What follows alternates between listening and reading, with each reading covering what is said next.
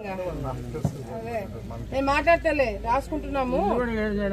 ఇల్లు లేదా ఇప్పుడు ఎవరు బాడెక్కుండకూడదు, అందరికి స్థలము ఇల్లు చేపిస్తా నేను, సరేనా? నీకు ఫస్ట్ పెన్షన్ పెట్టిస్తా. నేను చూసుకుంటే పెద్ద. ఏం పేరు నీ పేరు? ధర్మరాజు.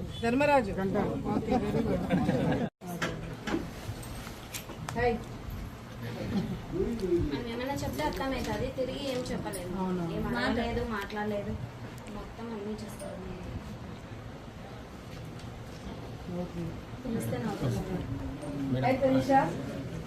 పాపని బాగా జాగ్రత్తగా చూసుకోండి.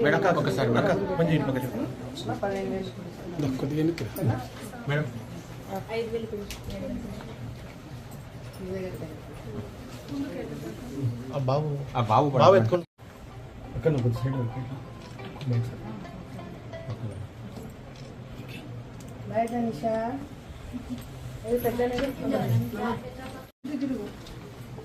కొంచెం పక్కన 7,000 పెన్షన్ చంద్రబాబు నాయుడు ఇప్పుడు పెన్షన్ పెంచినాడు. గుర్తు పెట్టుకోవాలి చంద్రబాబు నాయుడు, మర్చిపోవద్దు.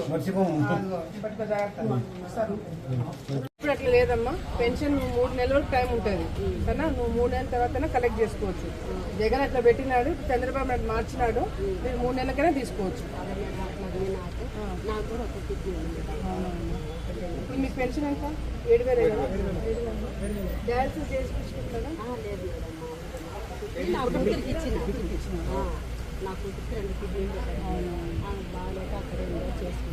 నువ్వు వెళ్ళు 3 నెలల తర్వాత వచ్చి నువ్వు పెన్షన్ తీసుకోవచ్చు. ఇప్పుడు చంద్రబాబు నాయుడు ఆ విధంగా పెట్టినాడు. ప్రతి నెల రావాల్సిన అవసరం లేదు. రెండోది పెన్షన్ డబ్బులు పెరిగింది. ఇప్పుడు మీకు 4,000 ప్రతి నెల వస్తుంది. ఏమా మర్చిపోద్దండి చంద్రబాబు నాయుడు అని. పెన్షన్ డబ్బులు పెంచినాడు, గుర్తు పెట్టుకోవాలా, మర్చిపోద్దు.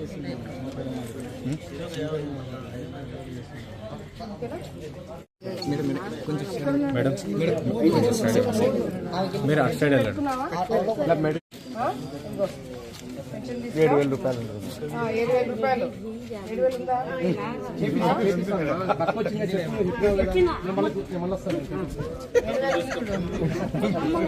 పట్టుకుని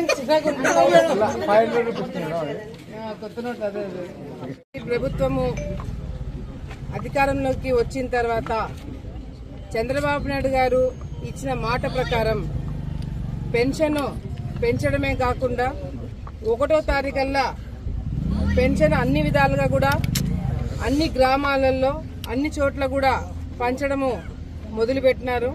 ఇది కేవలము ఏదో మొదటిసారి కాబట్టి హడావిడి కాదు. చంద్రబాబు నాయుడు గారి ప్రభుత్వంలో కూడా గతంలో కూడా వచ్చే రోజుల్లో కూడా టైం అంటే టైంకి పెన్షన్ వాళ్ళకి ప్రజలకు అందేలాగా అన్ని విధాలుగా కూడా అధికారులు చర్యలు తీసుకుంటారు. మేము దగ్గరుండి చూసుకోవడం జరుగుతుంది. ఎందుకంటే గత ప్రభుత్వంలో ఏ విధంగా పెన్షన్ పెంచినాము అని చెప్పి వైసీపీ నాయకులు అది ఇన్స్టాల్మెంట్ బేసిస్ లో ఎట్లా ఇచ్చినారో, ప్రజల్ని కేవలము ఓట్ల కోసం ఎట్లా వాడుకున్నారనేది కూడా చూసినారు. ఒక నాయకుడు మాట ఇచ్చిన తర్వాత దాన్ని ఆ మాట మీద నిలబెట్టి ఏ విధంగా అయితే ఎటువంటి లొసుకులు లేకుండా టైంకి ఈరోజు అందజేసే లాగా ఈరోజు ప్రభుత్వాన్ని అంతా కూడా అధికారులందరూ కూడా అలర్ట్ చేసి మమ్మల్ని అలర్ట్ చేసి ఎక్కడ కూడా ఇబ్బంది కలగకుండా, ఇందాక చెప్పారు 1 గంట సర్వేర్ ప్రాబ్లం వచ్చిందని, మళ్ళీ వెంటనే రెక్టిఫై చేయడం జరిగింది. సో ఎక్కడ కూడా ఇబ్బంది లేకుండా 1వ తారీఖు లేదా మహా అయితే 2వ తారీఖుల్లా పెన్షన్ పంపించడము అన్ని చోట్ల కూడా పూర్తి చేయడం జరుగుతుంది. గత ప్రభుత్వాలు 6వ తారీఖు 7వ తారీఖు 8వ తారీఖు వాళ్ళు ఇష్టం వచ్చినట్టు వాళ్ళు పెన్షన్లు ఏ టైంలో అంటే ఆ టైంలో ఇచ్చుకున్నారు. కానీ ఇప్పుడు అట్లా ఉండదు. ఒక పద్ధతి ప్రకారంగా కూడా ఫస్ట్ లేదా సెకండ్ కల్లా అన్ని విధాలుగా కూడా పెన్షన్లు ఎన్ని ఇబ్బందులు ఉన్నా కూడా అధికారులు వాళ్ళు ఎన్ని ఇబ్బందులు పడినా కూడా ఏం చేసినా కూడా టైంకి పెన్షన్ అందజేయడం జరుగుతుంది. ఈరోజు ఈ ప్రభుత్వం వచ్చిన తర్వాత మరి చంద్రబాబు నాయుడు గారు ఏ విధంగా గతంలో ఇచ్చిన మొదటి సంతకం, 2వ సంతకం, 3వ సంతకం, 4వ సంతకం, 5వ సంతకం చెప్పిన మాట ప్రకారంగా కూడా ఆ సంతకాలన్నీ కూడా పూర్తి చేసి ప్రజలకి మళ్లీ మంచి చేసే విధంగా కూడా మాట ఇస్తే తప్పము అనే విధంగా ఈ రోజు చంద్రబాబు నాయుడు గారు చేయడం జరుగుతుంది.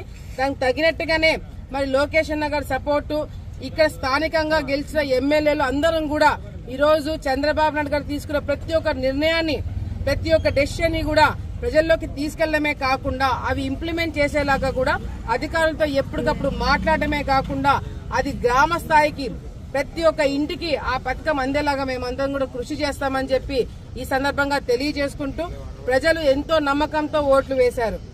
వైసీపీ ప్రభుత్వము గతంలో అయ్యో పాపం అని చెప్పి ఓట్లు వేసిన వాళ్ళు ఈ రోజు మళ్లీ నమ్మకంతో మన జీవితాలను బాగుపడాలంటే మనం చంద్రబాబు నాయుడు గారిని గెలిపించుకోవాలా, స్థానికంగా ఎవరైతే నిలబడినారో వాళ్ళందరినీ కూడా అన్ని విధాలుగా కూడా మరి ఏర్పాట్లు చేసినందుకు అధికారులందరూ కూడా చాలా అలర్ట్ అయినందుకు వాళ్ళందరూ కూడా నేను ధన్యవాదాలు తెలియజేసుకుంటూ ప్రజలందరూ కూడా సంతోషంగా ఉండండి, ఆనందంగా ఉండండి. మంచి రోజులు వచ్చినాయి.